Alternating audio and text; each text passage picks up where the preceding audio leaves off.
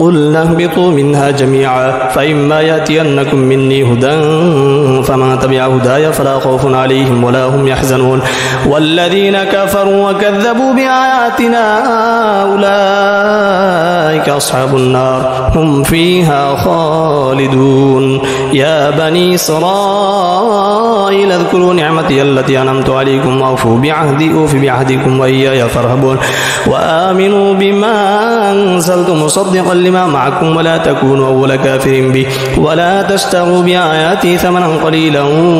وإياي فاتقون ولا تلبسوا الحق بالباطل وتكتموا الحق وأنتم تعلمون وأقيموا الصلاة وآتوا الزكاة واركعوا مع الراكعين أتأمرون الناس بالبر وتنسون أنفسكم وأنتم تتلون الكتاب فلا تعقلون واستعينوا بالصبر والصلاة وإنها لكبيرة إلا على الخاشعين الذين يظنون أنهم ملاقو ربهم وأنهم إليه راجعون يا بني إسرائيل اذكروا نعمتي التي أنعمت عليكم وأني فضلتكم على العالمين واتقوا يوما لا تجزي نفس عن نفس شيئا ولا يقبل منها شفاعة ولا يؤخذ منها عدل ولا هم ينصرون وإذ نجيناكم من آل فرعون يسومونكم سوء العذاب يذبحون أبناءكم ويستحيون نساءكم وفي ذلكم بلاء من ربكم عظيم وإذ فرقنا بكم البحر فأنجيناكم وأغرقنا آل فرعون وأنتم تنظرون وإذ وعدنا موسى 40 ليلة ثم اتخذتم العجل من بعده وأنتم ظالمون ثم عفونا عنكم من بعد ذلك لعلكم تشكرون وإذ آتينا موسى الكتاب والفرقان لعلكم تهتدون وإذ قال موسى لقومه يا قوم إنكم ظلمتم أنفسكم باتخاذكم العجل فتوبوا إلى بارئكم فاقتلوا أنفسكم ذلكم خير لكم عند بارئكم فتاب عليكم إنه هو التواب الرحيم وإذ قلتم يا موسى لن نؤمن لك حتى نرى الله جهرة فأخذتكم الصاعقة وأنتم تنظرون ثم بعثناكم من بعد موتكم لعلكم تشكرون وظللنا عليكم الغمام وأنزلنا عليكم المن والسلوى كلوا من طيبات ما رزقناكم وما ظلمونا ولكن كانوا أنفسهم يظلمون وإذ قلنا ادخلوا هذه القرية فكلوا منها حيث شئتم رغدا وادخلوا الباب سجدا وقولوا حطة نغفر لكم خطاياكم وسنزيد المحسنين فبدل الذين ظلموا قولا غير الذي قيل لهم فأنزلنا على الذين ظلموا رجزا من السماء بما كانوا يفسقون وإذ استسقى موسى لقومه فقلنا اضرب بعصاك الحجر فانفجرت منه 12 عينا قد علم كل أناس مشربهم كلوا واشربوا من رزق الله ولا تعثوا في الأرض مفسدين وإذ قلتم يا موسى لن نصبر على طعام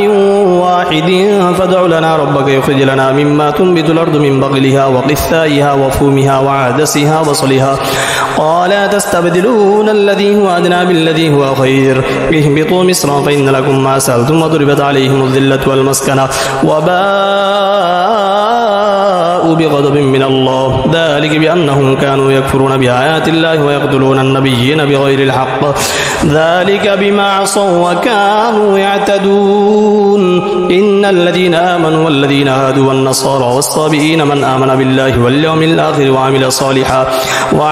صالحا فلهم أجرهم عند ربهم ولا خوف عليهم ولا هم يحزنون وإذ أخذنا ميثاقكم ورفعنا فوقكم الطور خذوا ما آتيناكم بقوة واذكروا ما فيه لعلكم تتقون ثم توليتم من بعد ذلك فلولا فضل الله عليكم ورحمته لكنتم من الخاسرين ولقد علمتم الذين اعتدوا منكم في السبت فقلنا لهم كونوا قردة خاسئين فجعلناها نكالا لما بين يديها وما خلفها وموعظة للمتقين وإذ قال موسى لقومه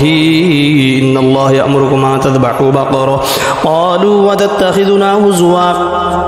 قال أعوذ بالله أن نكون من الجاهلين قالوا دع لنا ربك يبين لنا ما هي قال إنه يقول إنها بقرة لا فارض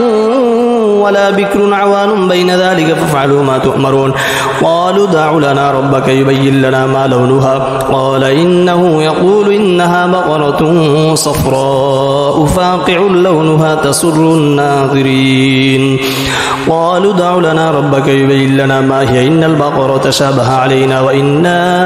إن شاء الله لمهتدون قال إنه يقول إنها بقرة لا ذلول تثير الأرض ولا تسقي الحرث مسلمة لا شية فيها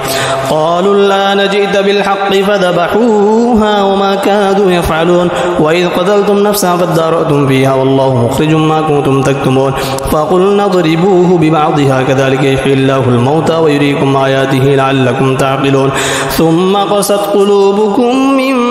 بعد ذلك فهي كالحجارة أو أشد قسوة وإن من الحجارة لما يتفجر منه الأنهار وإن منها لما يشقق فيخرج منه الماء وإن منها لما يهبط من خشية الله وما الله بغافل عما تعملون أفتطمعون أن يؤمنوا لكم وقد كان فريق منهم يسمعون كلام الله ثم يحرفونه من بعد ما عقلوا وهم يعلمون وإذا لقوا الذين آمنوا قالوا آمنا وإذا خلا بعضهم إلى بعض قالوا وتحدثونهم بما فتح الله عليكم ليحاجوكم به عند ربكم أفلا تعقلون